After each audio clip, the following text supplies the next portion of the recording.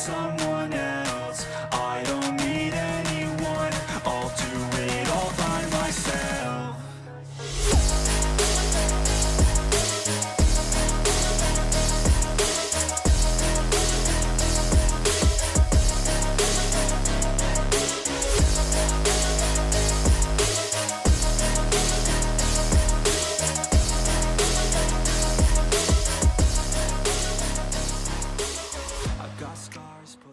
What's up guys, and welcome back to my channel. I'm Demon Berserker.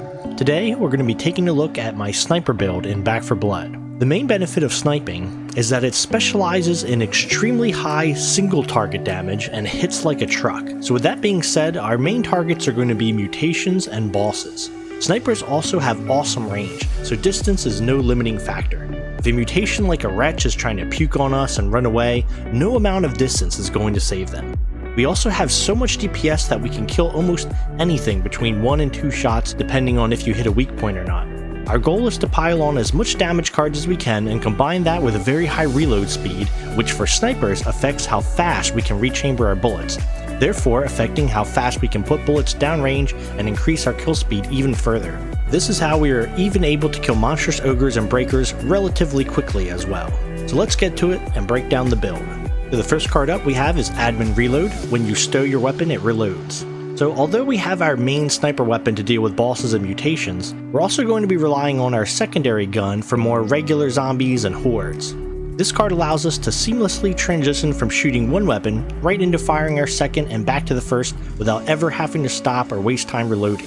Less downtime means more damage output and helps us to handle hordes better, which is one thing that sniper builds kinda suffer from when we're getting swarmed by too many monsters all at once. And next up is Reload Drills, plus 20% reload speed and plus 25% weapon swap speed. So right out the gate we're going to start stacking up a lot of reload speed. Not for all weapons, but for snipers, reload speed also helps to speed up the chambering of each round between shots. So the more reload speed we have, the faster we can fire. So for snipers, this also increases our overall DPS. The swap speed is nice too for getting back and forth between our two weapons quicker. And then we have Widemouth Magwell. This gives us plus 30% reload speed, minus 5% damage resistance. So with this and the last card, we're now up to 50% reload speed. This is really the highest reload speed card that we can play without actually hurting our ability to aim down sights, which for sniper, we're definitely going to need. And then we have Ammo Belt.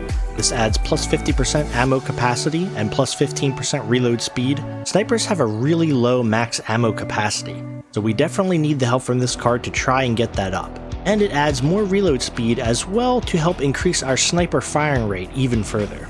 The next card up is Cold Brew Coffee. This gives plus 15% reload speed, plus 25% aim speed, plus 25% weapon swap speed, and plus 25% use speed. This card is just so darn good. It's giving a very solid amount of everything we need. Together with the last few cards, we're now up to a total of 80% faster reload speed. Snipers also sight in kind of slowly, so the 25% to aim down sight speed is actually going to make this feel a lot better.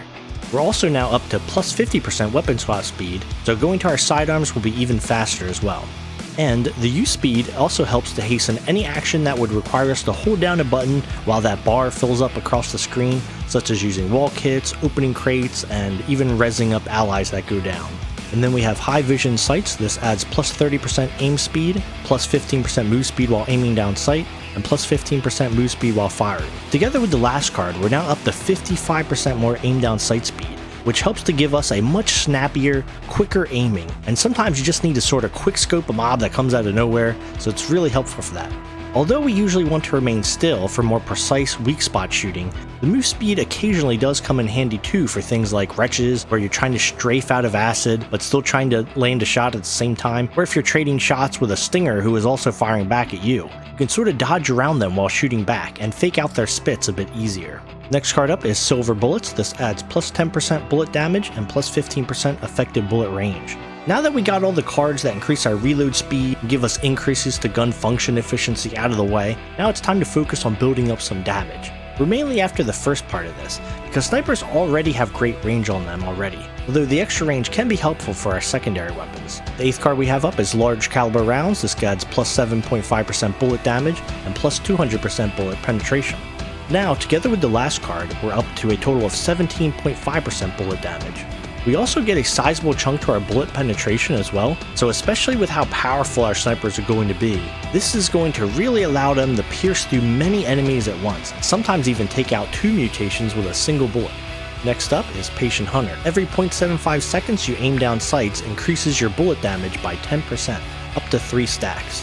So in my opinion, it's this sniper build that can actually take the most advantage of this card. With any other guns, you sort of just dump your entire mag down range, and they might only be getting to the first or maybe the second level of this card. But with sniping, you can be more conscious of doing old man sniping, where you kind of just stay scooped in for a while, waiting for a mutation to peek their head around a corner.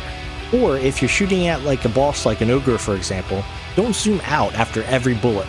Try to be more aware and remain zoomed in while getting all the shots of the magazine off. That way you can remain at the full damage of this card for the longest. Next up is Knowledge is Power. This adds plus 10% weak spot damage and allows players to see values for damage that they deal and enemy health bars. This card is perfect for the tougher challenges like Nightmare and No Hope, where monsters have beefed up health pools. With this, we can know just how close a mutation is until dying, and decide whether to stand our ground or retreat for a more tactical advantage. And then we have Confident Killer. When you or your team kills a mutation, gain 1% damage, up to 15% until the end of the level. Once this card builds up to the max damage, you're really going to start to notice it. And with the amount of mutations spawning on the harder difficulties, that will happen much quicker than you think, so this is really quite a nice damage card. Also, the 15% damage is not additive, it's multiplicative, meaning it multiplies against all the other cards in your build as well. Then we have Reckless Strategy.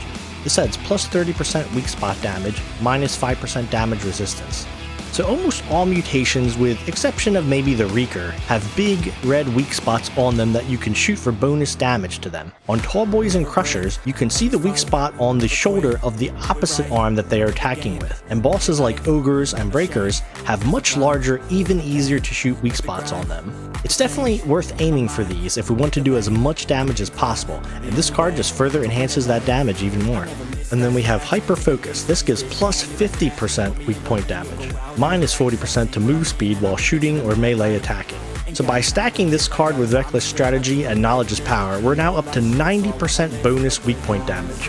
Although the negative is quite annoying, this is just such a huge explosion of damage that it makes it possible to now bring down things like monstrous ogres much faster and with a lot more ease, despite how much life they have.